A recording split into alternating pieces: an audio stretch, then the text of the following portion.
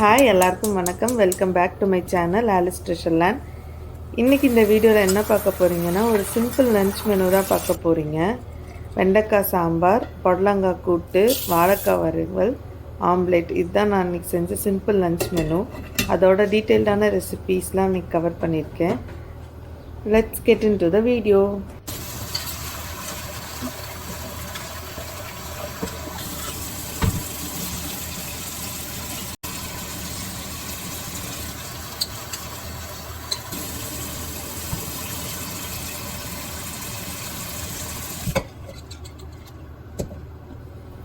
இப்போ நம்ம செய்ய போகிற சாம்பார் ஒரு 3 பேர் சாப்பிட்லாம். அதுக்கு நான் ஒரு 100 கிராம் பருப்பு எடுத்திருப்பேன். அதில் நம்ம தேவையான ஸ்பைசஸ்லாம் போட்டுக்கலாம். சீரகம் போட்டிருக்கேன், வெந்தயம் போட்டிருக்கேன், அதுக்கப்புறம் மஞ்சத்தூள் போட்டுக்கோங்க, பூண்டு போட்டுக்கோங்க, பெருங்காயத்தூள் போட்டுக்கோங்க. வேணுங்கிற அளவு தண்ணி ஊற்றிட்டு ஒரு 4 விசில் வச்சு எடுத்துக்கோங்க. நம்ம இப்போ விசில் வச்சு எடுத்துக்க போகிறோம். அதுக்கு முன்னாடி நான் சாதம் வடிக்கிறதுக்காக தண்ணி வச்சுருந்தேன். தண்ணி கொதிச்சிருச்சு. அதோடு நம்ம இப்போ அரிசியை நல்லா ஒரு 3 டைம் வாஷ் பண்ணிட்டு நம்ம அந்த ரைஸை சேர்த்துட்டு நம்ம அதுக்கப்புறம் குக்கருக்கு விசில் வைக்க போகிறோம். அந்த தண்ணி பொங்காமல் இருக்கிறதுக்காக ஒரு டீஸ்பூன் எண்ணெய் ஊற்றிக்கோங்க. எண்ணெய் ஊற்றிக்கிட்டிங்கன்னா தண்ணி பொங்காமல் இருக்கும். அதுக்கப்புறம் ஒரு 4 விசில் வச்சு எடுத்துட்டு நம்ம சாம்பாருக்கு தேவையான வெஜிடபிள்ஸ்லாம் கட் பண்ணி எடுத்துக்கலாம்.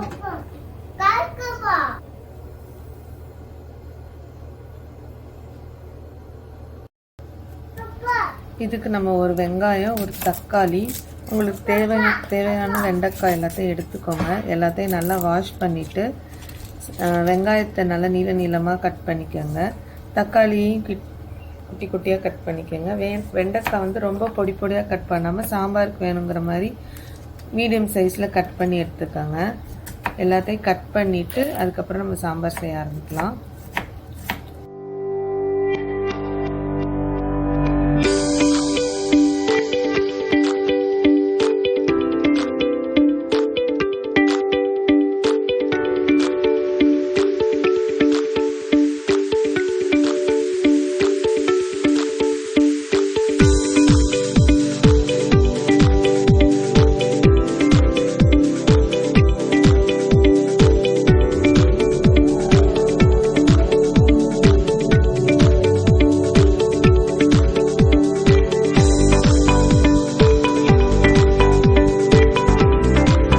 இப்போ நம்ம சாம்பாருக்கு தேவையான எல்லா வெஜிடபிள்ஸும் கட் பண்ணி எடுத்துட்டோம்.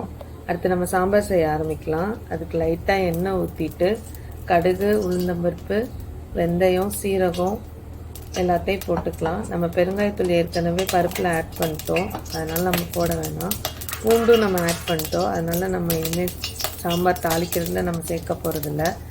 இந்த இதெல்லாம் பொரிஞ்சு வந்தோடனே ஒரு வெங்காயம் போட்டுக்கணும், நல்லா வதக்கிக்கணும்.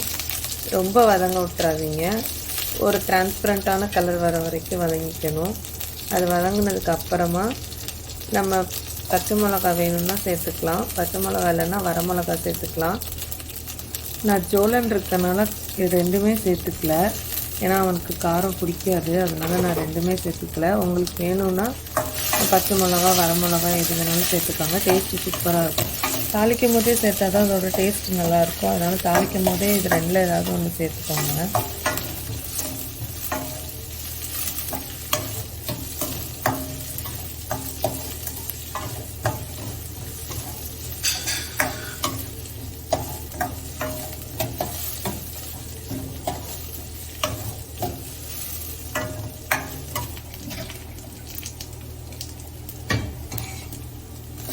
இதுக்கப்புறம் பூண்டை ஆட் பண்ணலாம். ஆனால் நான் பருப்புலேயே சேர்த்துட்டேன். நான் என் பேபிக்கு பருப்பு எடுத்து கொடுக்குறதுனால பூண்டை நான் பருப்பில் ஆட் பண்ணிட்டேன்.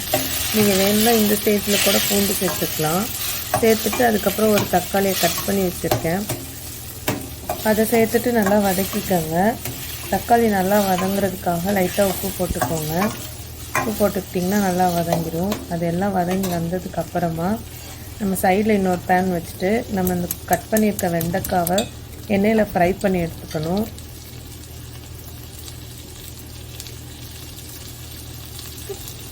ஃப்ரை பண்ணி எடுத்துக்கிட்டிங்கன்னா வெண்டைக்காய் கொஞ்சம் வதங்கிடும், கொல கொலன்னு இருக்காது. இல்லாட்டி சாம்பாரில் அப்படியே போட்டிங்கன்னா சாம்பார் வந்து ஒரு மாதிரி வலுவலுன்னு இருக்கும்.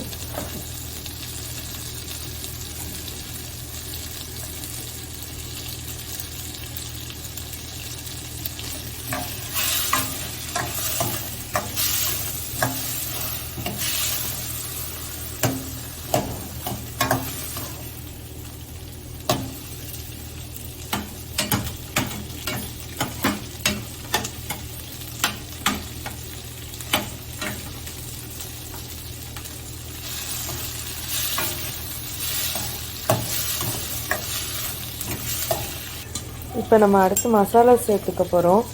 அதுக்கு நம்ம ஒரு 1/4 ஸ்பூன் மஞ்சள்தூள் சேர்த்துக்கிறோம். சேர்த்துட்டு அதுக்கப்புறம் ஒரு ஸ்பூன் மிளகாய்த்தூள் சேர்த்துக்கிறோம். இது ரெண்டையும் சேர்த்துட்டு இது ரெண்டையும் மிக்ஸ் பண்ணி விட்டுருங்க. மிக்ஸ் பண்ணதுக்கப்புறம் எண்ணெயிலே கொஞ்சம் நேரம் வதங்கட்டும். வதங்கினோன்னு பச்சை வாசனை போயிடும். பச்சை வாசனை போனோன்னு நம்ம அங்கே ஃப்ரை பண்ணி வச்சுருக்க வெண்டைக்காவை இதில் சேர்த்துக்கலாம். சேர்த்ததுக்கப்புறம் எல்லா மசாலாஸும் வெண்டைக்காவும் ஒன்று சேரும். ஒன்று சேர்ந்ததுக்கப்புறமா நம்ம தேவையான அளவு தண்ணி ஊற்றி வெண்டைக்காவை ஒரு 5 மினிட்ஸ் குக் பண்ணிக்கலாம்.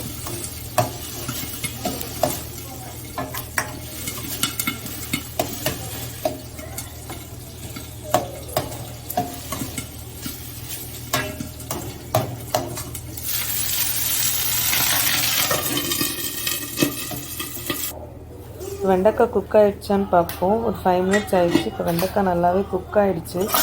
குக் ஆனதுக்கப்புறமா நம்ம வேணுங்கிற பருப்பை இதில் சேர்த்துக்கலாம். இப்போ நம்ம ஏற்கனவே பருப்பை வேக வச்சுருக்கோம். அதில் வந்துட்டு நம்ம கொஞ்சம் பருப்பு இதில் சேர்த்துக்கிறோம். இன்னும் கொஞ்சம் பருப்பை தனியாக எடுத்து வச்சுருக்கோம். அது எதுக்குன்னா நம்ம கூட்டில் சேர்க்க போகிறோம். இப்போ அதில் முக்கால்வாசி பருப்பை எடுத்து நம்ம இதில் சேர்க்க போகிறோம். சாம்பாரில் சேர்த்துட்டு இப்போ கூட்டுக்கு நிறையா பருப்பு வேணாம், கொஞ்சம் பருப்பு எடுத்துக்கிட்டால் போதும். இது சிம்பிளான லஞ்ச் மெனு. ஈஸியாக எப்படி லஞ்ச் செய்யலாங்கிறதுக்காக தான் இந்த மாதிரி மெத்தடில் நான் குக் பண்ணுறேன். உங்களுக்கு இது ஈஸியாக இருக்கும்னு நினைக்கிறேன். அதனால தான் உங்களுக்கு பருப்பை ஒரே இதில் வேக வச்சு கூட்டும் தனியாக சாம்பாருக்கும் சேர்த்து எப்படி யூஸ் பண்ணலான்னு நான் காமிச்சிட்ருக்கேன். இப்போ நம்ம பருப்பை இதில் நல்லா மிக்ஸ் பண்ணிக்கலாம். நம்ம கூட்டுக்கு எடுத்து வச்சுட்டு அதுக்கப்புறம் அந்த பருப்பை நல்லா மசிச்சுட்டு இதில் சேர்த்திங்கன்னா சாம்பாருக்கு கரெக்டாக இருக்கும். பருப்பை மசிச்சுட்டு இதில் சேர்த்ததுக்கு அப்புறமா இதில் வேணுங்கிற அளவு கல் உப்பு சேர்த்துக்கோங்க. நான் ஏற்கனவே கொஞ்சோண்டு உப்பு சேர்த்துருக்கேன். இப்போ இதுக்கு தேவையான அளவு மட்டும் நீங்கள் செக் பண்ணிட்டு சேர்த்துக்கோங்க. கல் உப்பு சேர்த்ததுக்கு அப்புறமா ஒரு கொதி வரணும். ஒரு கொதி வந்ததுக்கு அப்புறமா நம்ம புளியை கரைச்சி ஊற்றிக்கலாம்.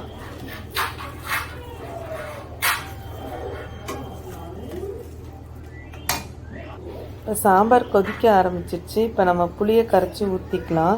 நான் ஏற்கனவே புளியை ஊற வச்சு வச்சுருக்கேன். அந்த புளியை நல்லா கரைச்சிட்டு இந்த சாம்பாரில் ஊற்ற போகிறேன். சாம்பாரில் புளி ஊற்றுனதுக்கப்புறமா கொதி வரணும். கொதி வந்ததுக்கப்புறம் நம்ம வந்து சாம்பார் தூள் போடலாம். நம்ம முன்னாடியே சாம்பார் தூள் போட்டோன்னா சாம்பார் தூளோட டேஸ்ட்டு இறங்காது. நம்ம கடைசியாக இறக்கும் போது சாம்பார் தூள் போட்டுட்டு கொதிக்க வச்சு இறக்கணுன்னா சாம்பார் நல்லாயிருக்கும். நான் சைடில் ரைஸ் வச்சிட்ருக்கேன். அது வெந்துருச்சானோ அப்பப்போ செக் பண்ணிகிட்ருக்கேன். புளி தண்ணி ஊற்றணுன்னா நான் சாம்பாரை மூடி வச்சுட்டேன். மூடி வச்சுட்டு அது கொதிக்கட்டும் சைடில். இதுக்கப்புறம் நம்ம பொடலங்காய் கூட்டு செய்யலாம். அதுக்கு நான் பொடலங்காய் சின்ன சின்னதாக கட் பண்ணி எடுத்துக்கிட்டேன். அது கட் பண்ணிவிட்டு வாஷ் பண்ணிக்கலாம். வாஷ் பண்ணிட்டு தான் ஆக்சுவலாக கட் பண்ணணும். நான் எனக்கு மறந்துட்டேன். அதனால் கட் பண்ணிட்டு வாஷ் பண்ணுறேன். வாஷ் பண்ணதுக்கப்புறமா நம்ம இந்த பொடலங்காவை தாளித்து விட்டுக்கலாம்.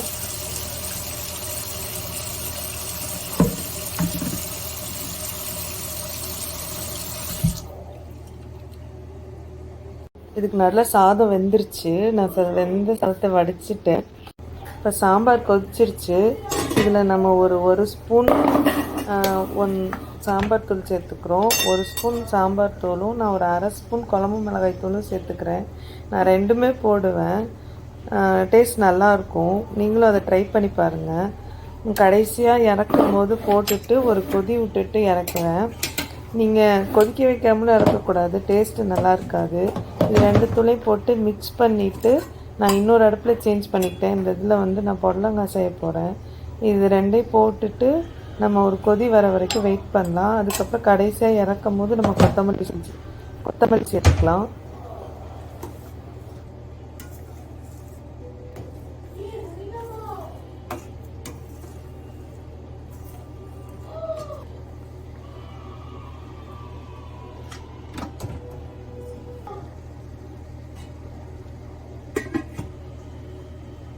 இப்போ நெக்ஸ்ட்டு நம்ம புடலங்காய் கூட்டு செய்ய போகிறோம். அதுக்கு நான் ஒரு பேன் வச்சுக்கிட்டேன். அதில் எண்ணெய் ஊற்றிக்கோங்க, கடலெண்ணெய் ஊற்றிக்கோங்க.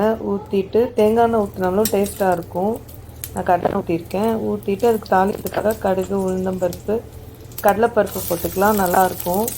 வரமிளகா, வெங்காயம் இது எல்லாத்தையும் போட்டுட்டு நல்லா ஃப்ரை பண்ணிக்கோங்க. ரொம்ப ஃப்ரை ஆக வேணாம், ஒரு மீடியமாக ஃப்ரை ஆனால் போதும். ஃப்ரை பண்ணி விட்டுட்டு அதுக்கப்புறம் நம்ம அதில் புடலங்காய் கட் பண்ணி வாஷ் பண்ணி வச்சுருக்க புடலங்காய் சேர்த்துக்கலாம்.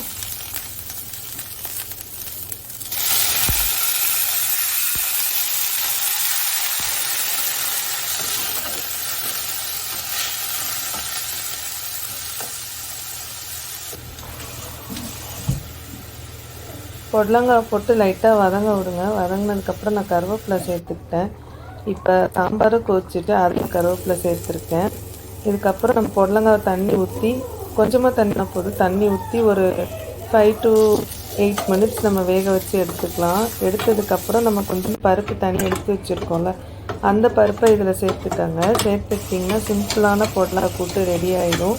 ஒரு 2 மினிட்ஸ் அதை சேர்த்து மிக்ஸ் பண்ணி அது ரெண்டும் பிளெண்ட் ஆகணும். பிளெண்ட் ஆனதுக்கப்புறமா நம்ம எடுத்து வச்சிடலாம். ஒரு சிம்பிளான புடலங்காய் கூட்டு ரெடி ஆயிடுச்சு. இதான் நான் அன்றைக்கி செஞ்ச சிம்பிளான லன்ச் மெனு. சாம்பார், புடலங்காய் கூட்டு, வாழைக்காய் வறுவல், முட்டை ஆம்லேட். நான் வாழைக்காய் வறுவல் கொஞ்சம் டிஃப்ரெண்ட்டாக ட்ரை பண்ணேன்.